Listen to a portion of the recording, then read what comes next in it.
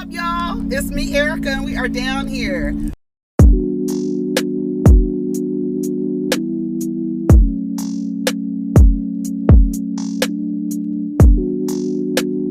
Peace, y'all. Take care of each other. Protect your energy. What's up, everybody? It's me, Erica. I'm back. Now, I really don't have anything to talk about. So, we just back. I'm just putting on some socks because my feet got cold. Go ahead and like, subscribe, and comment, and let me know that you stopped by. So, but we don't have anything to talk about. I need to go to Home Goods so I can get me some more pillows. Some pillows. I need a new tapestry as well. I actually have one that's really cute. Maybe I'll put that up this weekend. We'll see. So what are we talking about? Go ahead and like, subscribe, comment. Let me know you stopped by. Let's see. Oh, let's see what's going on. Let's see what's going on. I sponsor the blog. Let me tell you something.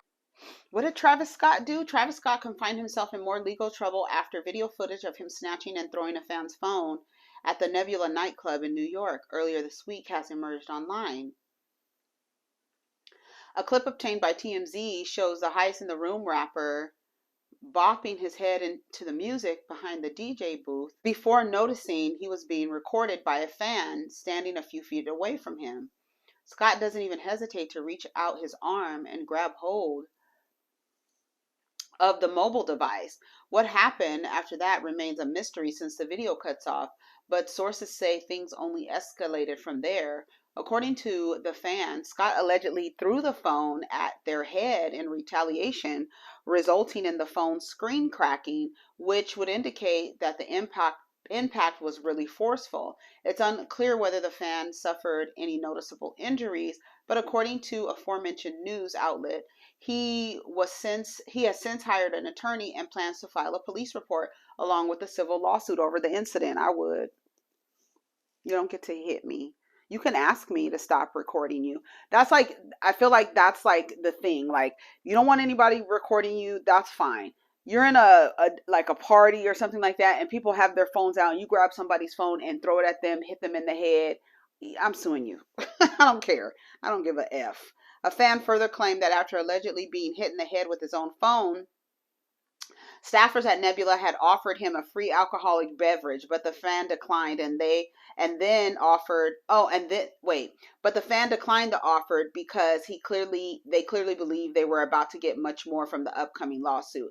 Alleged phone throwing altercation happened shortly before Scott was accused of punching a sound engineer in the face and damaging around $12,000 of equipment in the booth. Wait a minute. The alleged phone throwing altercation happened shortly before Scott was accused of punching a sound engineer in the face and damaging around $12,000 in equipment from the booth. The same night?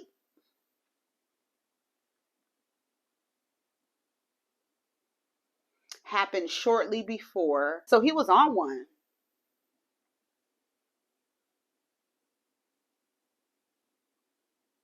Yeah, you could see him. He throws it. He grabs it. And then, like, the video stops. Girl, yeah, I would sue too. Civil and criminal. What? Yeah. Soon. Okay. All right, let's see. It seems to be a slow, news cycle this week. It really does. The people aren't acting up right now. So we don't have nothing to talk about. What? Girl, not Beyonce changed his life. Honey Boo Boo star Alana Thompson's boyfriend, Darylyn Carswell, arrested for DUI following a high-speed police chase while she was in the car. Honey Boo Boo. Honey Boo Boo. Honey Boo Boo and her boyfriend look like two loaves of bread. A white loaf of bread and a whole grain loaf of bread. Child, I'm moving on. I wonder why baby is back in the news cycle again. This is the second post I've seen of him in the last 2 days. I don't want to see it. I do not want to see it. We already talked about Jussie Smollett. Let me see what else. Ari Fletcher goes off on weird people who's calling her son's iPad. Yeah, that was weird. I guess her son's father accidentally shared the phone number. I guess he was doing something online and accidentally shared the phone number to the baby's iPad.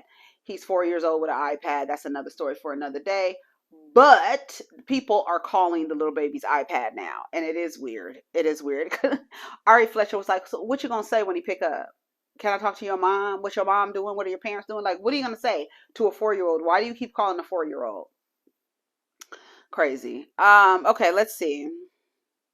Chris Rock throws fans' phone off stage for repeatedly being on it while he was performing for her at his concert.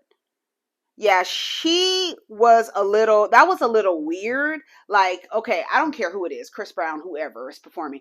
You're on stage, they bring you on stage, you're sitting in a chair, the person is performing around you. You're supposed to be performing with them, not with a camp. Like that, to me, I was like, that's another level of illness that is happening, to where you literally feel like you need to capture it on your phone instead of actually experiencing the moment. There's something wrong with that. I feel like, I don't know if that's a generational thing, but I feel like if you're on stage, if it was Janet Jackson, what would that look like if she on stage performing for you and the dude is on the phone like this trying to get, like, somebody else is recording, somebody will send it to you, you will see it. Like, I was like, girl, he took the phone and threw it. Let me turn the volume off because I don't want to copyright. Somebody says, point of view, Chris Brown hates you. He took the phone and he threw it. You were supposed to be performing. You're supposed to be like you in the video, girl. This is your chance, and you want to be like this while Chris Brown is dancing around you. You don't. That I don't. He shouldn't have threw her phone. So they say somebody gave it to her afterwards. Somebody, got it and found her afterwards and gave it back to her. But I know that phone was tore up. But that wasn't smart. I thought that was so weak and it was so whack. I was like, that's whack to be on your phone like that. It's a shame. It's literally a shame that you can't even experience the moment. You got to put it on video. Like, I don't understand it. I just don't understand it. Florida psychic charged for convincing woman to scam husband out of $1 million. A Florida woman has been arrested after she was accused of convincing a cursed woman to scam her wealthy husband out of $1 million. In July 2018, J.C. Wasso allegedly persuaded her client, Lynn Halfon, steal money from her 80-year-old husband. According to MEAWW, Halfon intended to deposit a $1 million cashier's check into the bank account of her then husband, Richard Rappaport. Law enforcement noticed red flags in the bank's withdrawal and linked the crime to Wasso and her accomplice, John Granser, 50. Wasso met Hoffman in 2017 when she was reportedly going through a rough time in her life and told her she felt darkness from around her. She apparently told Hoffman that she was the victim of a family curse and offered her psychic services. Hoffman would give her money in hopes that she would be able to get rid of the family curse by using spells to get rid of unwanted spirits. She got the money out of her old. Look at the wife and look at the husband. You see it?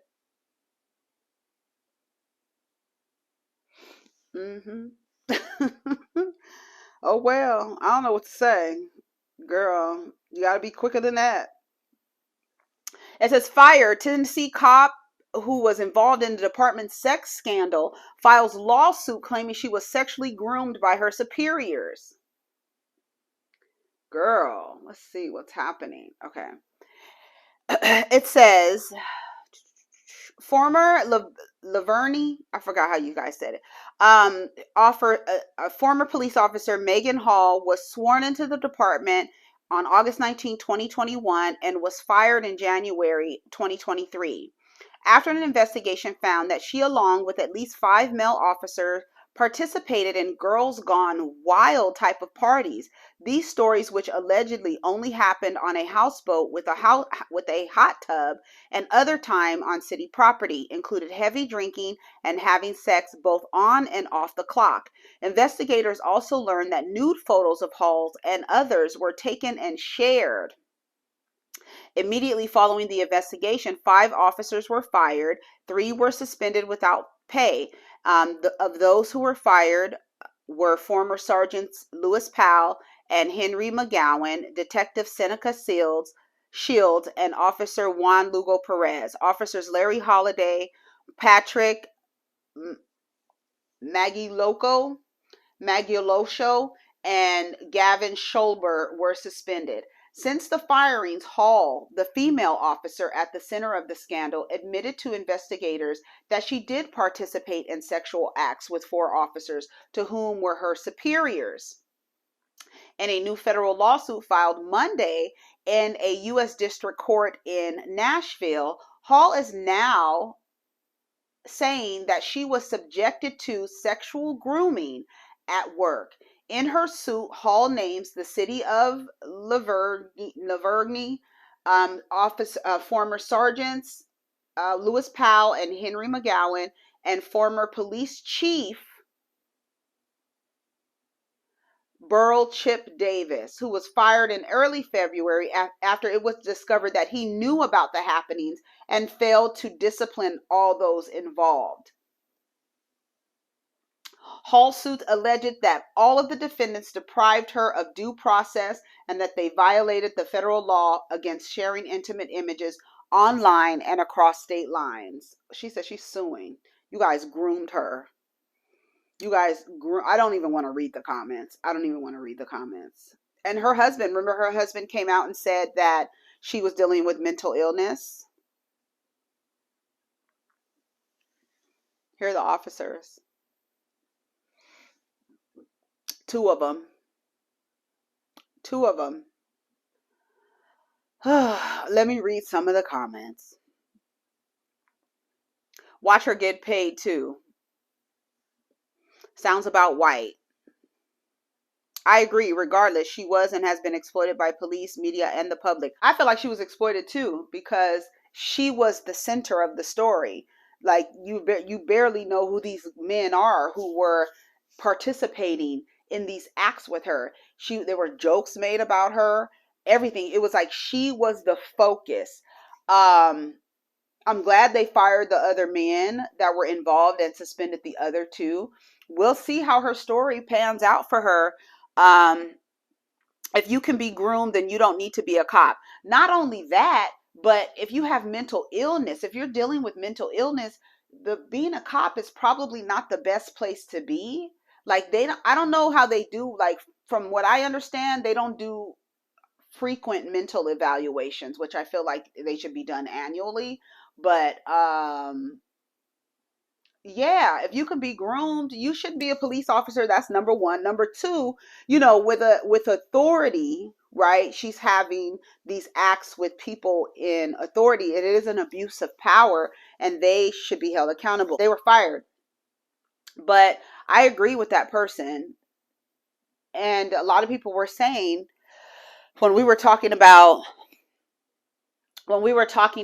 her having a mental illness, they were like, well, why is she a cop? Like, why is she in this position and she's dealing with a mental illness so severe that she's self-harming by, doing these reckless sexual acts with people that she works with? There's a deeper, yeah, you could be a HOE or HO, a whore, a trollop, a harlot, whatever you want to call them.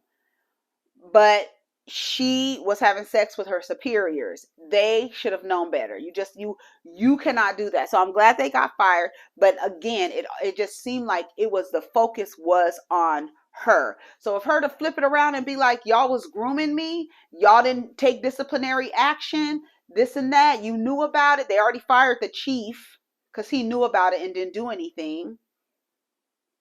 So, there's people at work having sex, but the way that they explained she was doing all kind of stuff and stuff like that, and then her husband coming out and saying she shouldn't have been there. She shouldn't have even been employed by the police department. Not in that capacity, not in that where you run around carrying a gun and stuff. No, absolutely not. So we'll see how this story works out for Oatmeal Pie Face.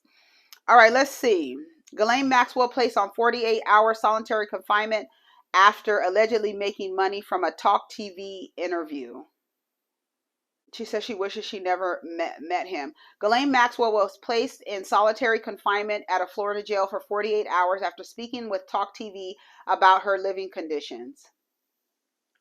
Maxwell is accused of profiting from the January 23rd, 2023 interview, but she denies making money from the outlet's exclusive. She discussed her life behind bars in an interview and blamed her former lover, Jeffrey Epstein, for her downward spiral. Following the interview's broadcast, jail officials handcuffed Maxwell and placed her in a special housing unit at FCI in Tallahassee. About 2 weeks after the show was on TV, Max was just minding her own business when they came in, turned her around, and handcuffed her. She got really upset and she was crying. She was yelling that she hadn't received any money, but nobody saw her again for 3 days. They don't even look like her. That don't really look like her, though. I think her and Epstein are free and under government protection, just my opinion. She hasn't died yet. That man is not dead. Yeah, I don't think Jeffrey Epstein is dead. I mean, we can play conspiracy theories. I just don't think. I think the way that he died, and then they're like them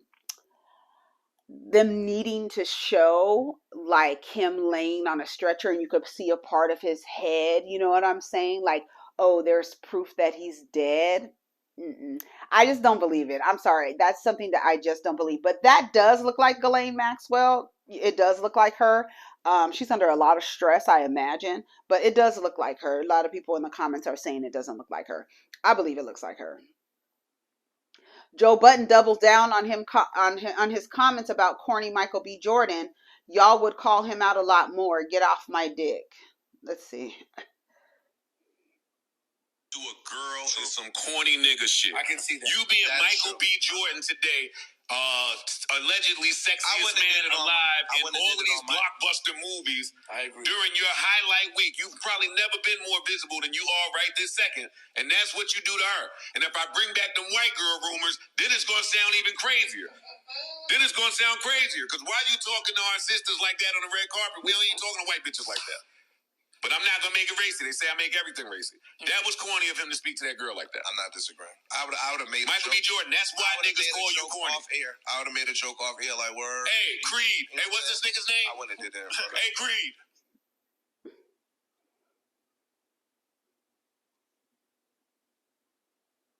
Yeah. People are saying to me because of my we know each because of my people. Dog, you. If another black multimillionaire embarrassed a woman working on a red carpet because she thought he was corny in the 7th grade, y'all would call him a lot more than corny. Also, I work for me. I'm not firing myself. I said what I said. Get off my dick. Love management. You know, it is rich coming from what did Mouse say? Mouse say your only hits are women. Right. That's a lot coming from Joe Budden. Right. But the message, you're to me it just was like, oh, okay, you're corny. And so a lot of people in the comments were like, well, what's corny? Lame, like weird, like you're corny. Like when niggas call Russell Wilson corny, they're calling him corny because he does right by women, right? He's a nice guy, he's kind and compassionate, and we live in a society where men are shamed for being nice to women. So they'll call him corny for that. But Russell Wilson is not corny. Corny, simps, lames, those are that belongs in the same category. Nigga, you lame, you are corny, you're just awkward and weird and shut up. What are you talking about? You just can't take the clues. Like Michael B. Jordan, he just seems like he's corny to me. Chris Rock, another corny one. Joe Budden is corny too. Low key, he's corny too. A lot of these niggas is corny. They really are. But let's see what happens. Let's see what some of the comments say. Let's see. Joe Budden, one thing you can clearly count on Joe Budden is for his direct and blunt commentary. After going viral earlier today for his comments about Creed star Michael B. Jordan and his run-in with radio host and personality L'Oreal, Joe Budden is doubling down on his harsh criticism.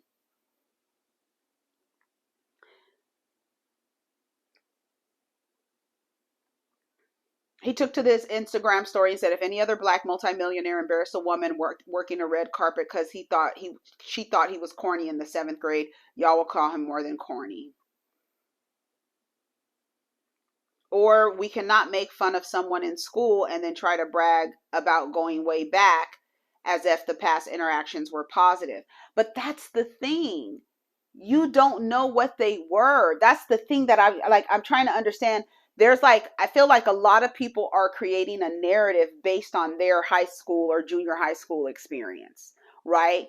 A lot of people are like, oh, when people say we called each other names, that means that they were bullying the other person. The truth is, kids make fun of each other in these ages and back in the day. Talk shit about each other, make fun of their names, make fun of their clothes. No, it's not right for kids to do that. But kids, and you never remember saying something about somebody and then the whole thing is, you don't have to call, like I said in my video, somebody can say one thing to you and it will stick with you for your entire life. Doesn't mean they bullied you. I feel like bully is a constant, like a consistent aggravation of somebody, constantly going back, messing with them, going back, messing with them, going back, messing with them. L'Oreal and him may have only had one interaction and he remembers it. Herself on the podcast, it was her co-host who called him corny because that is the narrative surrounded by Michael B. Jordan. Oh, he was corny? Yeah. He might have been corny. Corny is like lame, corny, like get out of here. Corny isn't the opposite of being a street thug or anything like that. That's nothing. It just means you're lame. You're a cornball. You're corny. You're lame. That's what it means. It's crazy how it's like, I feel like a lot of people are taking their experience and creating a narrative around that because anything could have happened. We called each other names in school. We went back and forth. Whether it's right or wrong, that's how kids relate to each other at those grade levels. Ask teachers. They be talking about each other, capping on each other, bagging on each other. Before my generation, they called it, I think it was my grandfather's generation, playing the dozens, or my dad's father's generation playing the dozens. You know what I'm saying? Like talking about each other, going back and forth. Y'all act like that didn't happen. Now, people would get talked about, saying things about. I remember when the dudes used to be, like in high school, when the dudes used to be in a cypher rapping, they used to freestyle and they used to be talking about what they had on and their clothes that they had on and how they looked and stuff like that. I remember a person that I went to high school who is a super producer today. And when he was in school, they made fun of the way he dressed. They made fun of his clothes because he came from the projects and all this other stuff. I'm sure he remembers that. And I'm sure he remembers the people who said that. But I'm sure that other kids have gone through that and remember it, but it doesn't mean that you were bullied. Like I said, somebody could have said one thing to you. I feel like a bully is an incessant, constant aggravation of somebody, not somebody saying something. And then, can you imagine in school your name being Michael Jordan or can you imagine your name being Michael Jackson in school? Come on. And what if he didn't play basketball? I'm sure there was jokes about him playing basketball, his name being Michael Jordan, And the fact that the corniest part of this is that Michael B. Jordan has not come out and said that L'Oreal did not bully him. He is allowing the narrative that she bullied him all through high school and junior high school go on. That's the corniest shit to me. So because he can come out and say, she didn't, kid, we called each other corny. We played around. Like I said, it might be like he tried to talk. You know how he feels about the white girls. He might have thought L'Oreal was white and wanted to hang out with her. I think L'Oreal, I don't know. She's a white Latina, but he probably was liking her. You know, he has an affinity for the white girls. You forgot? Oh, the Lori Harvey. Did the Lori Harvey give you the Men in Black erasure? Did y'all forget? Oh, okay. Anyway, that man received a star in Hollywood today. Those are bought. They're paid for. Yeah, they don't give stars. You nominate, and then you have to raise money to pay for the star because you got to pay for the space in the street. They don't give those away. Okay, just a little trivia for you. Listen, not a man that beats black women talking about disrespecting people on the red carpet. Yeah, it's like you gotta be the messenger. You gotta be mindful of the messenger, because it's like, Joe, shut up, because we already know your history. Macy Gray says, I think he was just saying he was known as the corny kid in school. I don't think he was directing anything at her. They're having a conversation, whatever. This is the era of getting mad about dumb shit. She saw that man get a Hollywood star and decided to try to take his shine. He's allowed to respond to a hater, male or female, who tried to diminish his accomplishments by letting everyone know that he was bullied in school. Is that what happened? See, that's what I'm saying. It's like you literally create your own story and then make the comment. And it's like, girl, that's not even what happened. But okay, I think I'm tired of talking, because these stories are getting the stories are getting on my nerves. People are just getting on my nerves, making my head itch. Anyways, I'm going. Take care of each other. Protect your energy. Have a good Friday. See y'all in the comments. Peace. Don't forget to like the video. Don't forget.